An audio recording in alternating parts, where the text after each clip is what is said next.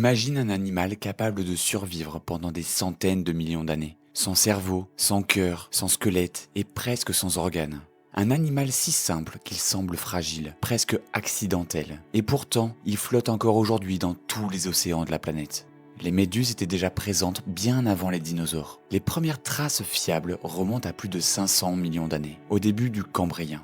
À cette époque, la Terre était méconnaissable. Aucun animal ne marchait encore sur la terre ferme. Les océans étaient le seul théâtre de la vie complexe, et les espèces expérimentaient des formes totalement nouvelles. Beaucoup de ces expériences ont échoué. Des créatures impressionnantes sont apparues, puis ont disparu. Des prédateurs gigantesques, des organismes blindés, des espèces très spécialisées. La majorité n'a pas survécu aux grandes extinctions qui ont rythmé l'histoire de la planète. Les méduses, elles, sont restées. Et ce qui fascine les scientifiques, c'est qu'elles n'ont presque pas changé. Une méduse actuelle fonctionne globalement de la même manière que ses ancêtres très anciens. Pas d'évolution spectaculaire vers plus de complexité, pas de cerveau plus développé, pas de stratégie devenue plus intelligente avec le temps. Elles ont simplement trouvé une formule qui marche. Quand on observe une méduse de près, on comprend immédiatement à quel point elle est différente des animaux auxquels on est habitué. Son corps ressemble à une cloche souple, translucide, qui se contracte lentement. Ce mouvement crée une propulsion douce qui lui permet d'avancer dans l'eau. Chaque pulsation pousse l'eau vers l'arrière et la fait glisser vers l'avant avec une efficacité étonnante. Contrairement aux poissons, elle ne lutte presque jamais contre les courants. Elle les utilise, elle dérive, ajuste sa position, puis se laisse porter. Cette manière de se déplacer demande extrêmement peu d'énergie. Certaines espèces compte parmi les nageurs les plus économes du monde animal en termes de dépenses énergétiques par distance parcourue. Mais le plus surprenant reste la composition même de son corps. Une méduse est constituée à 95% d'eau. Le reste forme une structure gélatineuse appelée mésoglée, une sorte de gel biologique qui lui donne sa forme tout en restant incroyablement légère. Cette composition la rend presque invisible dans l'océan. Pour un prédateur comme pour une proie, elle est difficile à détecter. Il n'y a pas de squelette pour soutenir son corps, la pression de l'eau suffit. On parle de structure hydrostatique. C'est l'environnement lui-même qui maintient sa forme. Hors de l'eau, une méduse s'effondre immédiatement sous son propre poids. Dans l'océan, au contraire, elle devient parfaitement adaptée à son milieu. Et cette simplicité change tout. Un organisme complexe demande énormément d'énergie pour fonctionner. Un cerveau consomme du carburant biologique en permanence.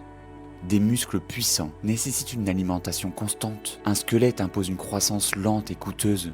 Les méduses, elles, échappent presque à toute contrainte. Elles grandissent rapidement, se reproduisent efficacement et peuvent survivre dans des environnements pauvres en ressources où beaucoup d'autres animaux échoueraient. Cette stratégie explique en partie pourquoi elles ont traversé les grandes crises biologiques de la Terre. Lorsque les conditions deviennent extrêmes, manque d'oxygène, variation de température, raréfaction des proies, les espèces très spécialisées disparaissent souvent en première. Les méduses, grâce à leur fonctionnement minimaliste, continuent simplement d'exister.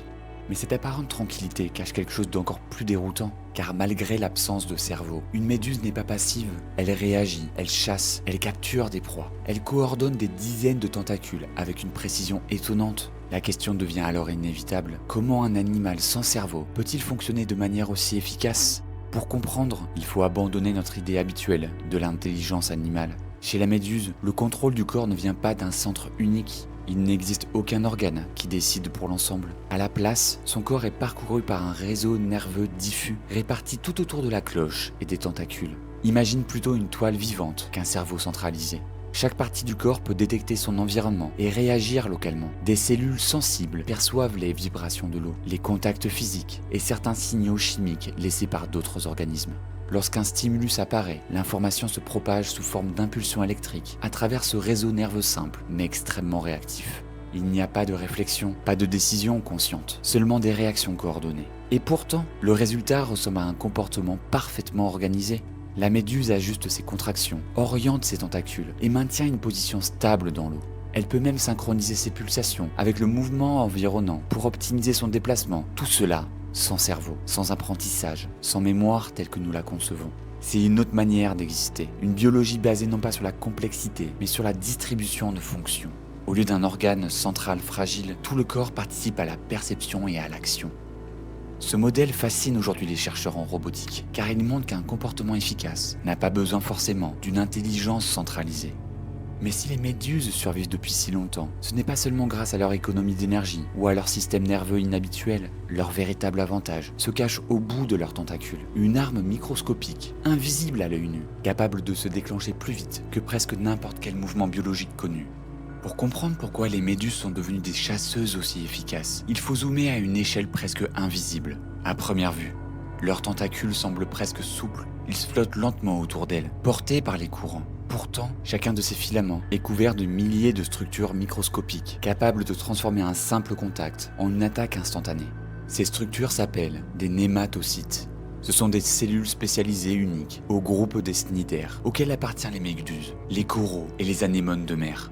Chaque nématocyte fonctionne comme un minuscule harpon biologique sous pression. À l'intérieur se trouve un filament enroulé sur lui-même, enfermé dans une capsule remplie d'un liquide extrêmement concentré.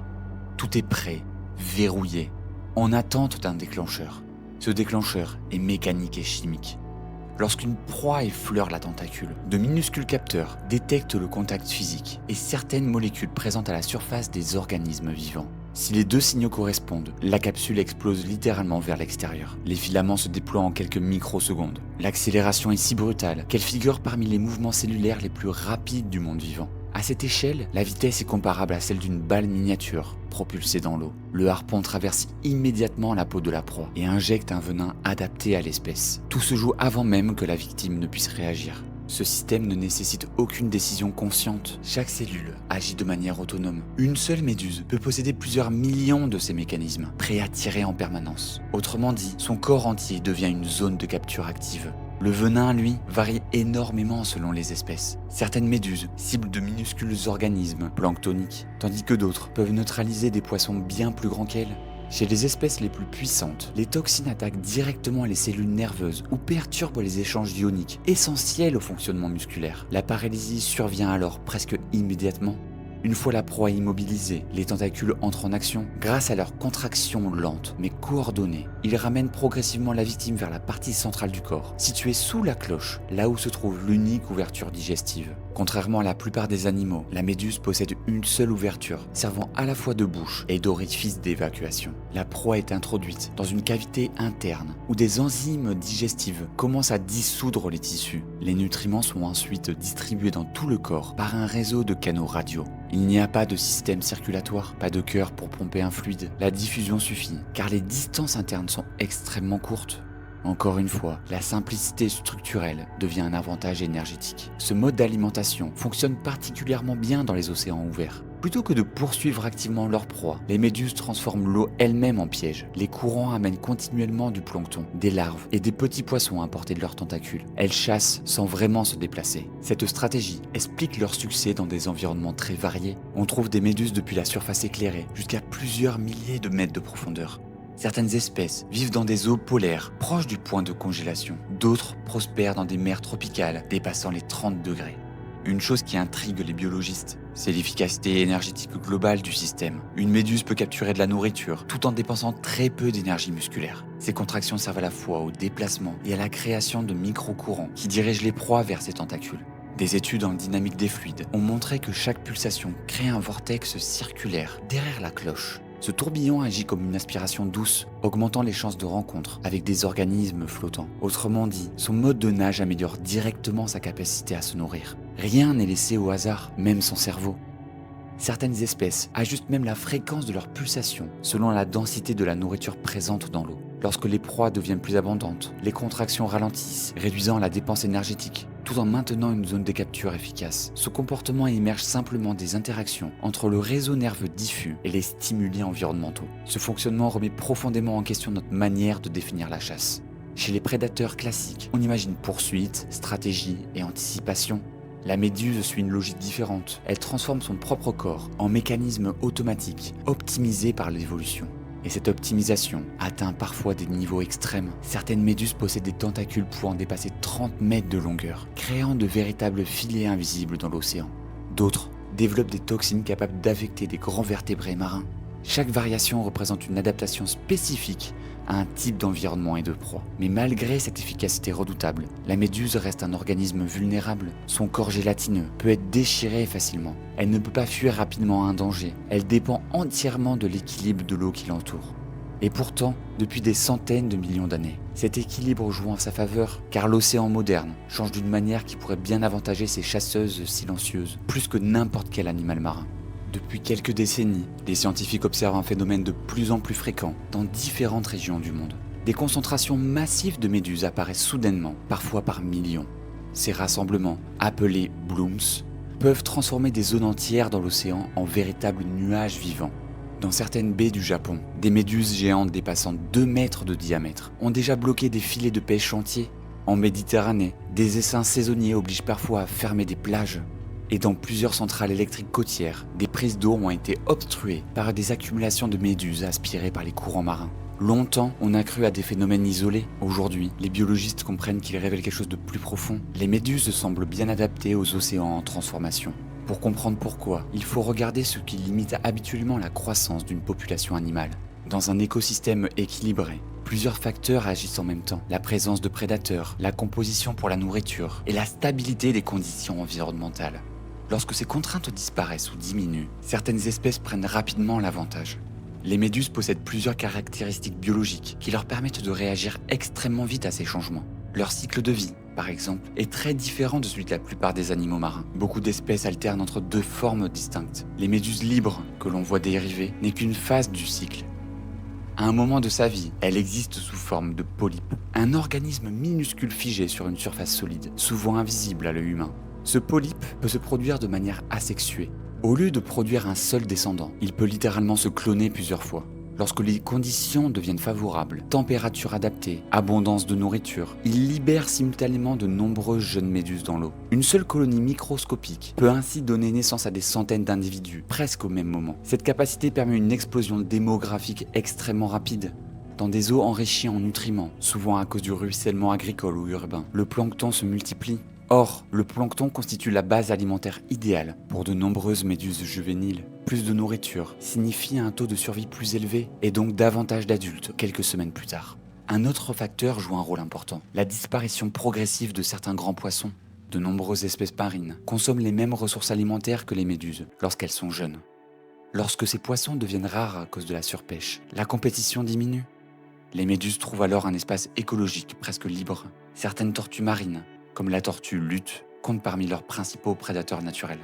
Mais la diminution globale de ces populations réduit également la pression exercée sur les méduses adultes. Peu à peu, les conditions océaniques modernes créent un environnement dans lequel leur stratégie biologique devient particulièrement efficace. Et il y a un autre avantage souvent sous-estimé, leur tolérance à des milieux pauvres en oxygène. Beaucoup d'animaux marins ont besoin d'une concentration élevée d'oxygène dissous pour survivre. Les méduses, grâce à leur corps mince et leur diffusion directe des gaz à travers leurs tissus, supportent bien mieux les zones appauvries. Dans certaines régions, appelées zones mortes, où de nombreux poissons disparaissent, elles continuent d'évoluer presque normalement, là où d'autres espèces reculent. Elles avancent. Cette capacité d'adaptation ne signifie pas qu'elles dominent activement les océans. Elles profitent simplement des conditions qui correspondent déjà à leur mode de fonctionnement ancestral. Ce qui apparaît comme une invasion est souvent le résultat d'un déséquilibre écologique plus large. Mais malgré ces succès modernes, une question reste fascinante. Comment un organisme aussi ancien a-t-il développé une arme biologique aussi sophistiquée que les nématocytes, tout en conservant une structure globale si simple? La réponse se trouve dans l'histoire évolutive même des cnidaires. Les premiers ancêtres des méduses ont émergé à une époque où la vision était rudimentaire, où les poursuites rapides étaient rares. Plutôt que d'évoluer vers la vitesse ou la force musculaire, leur lignée a exploré une autre voie, externaliser la puissance dans des cellules spécialisées. Au lieu d'un corps plus complexe, l'évolution a perfectionné un mécanisme unique, capable de compenser toutes les limites physiques de l'animal.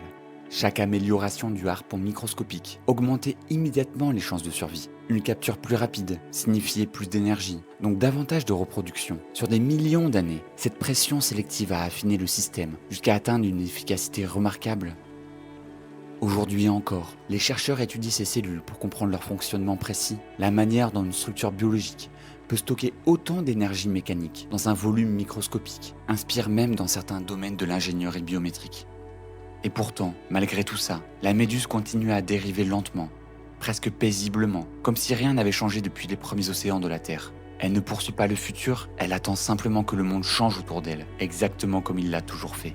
Quand on pense aux animaux les plus réussis de la planète, on imagine souvent des prédateurs rapides, intelligents, dominants, des espèces capables de contrôler leur environnement. Pourtant, les méduses racontent une histoire totalement différente.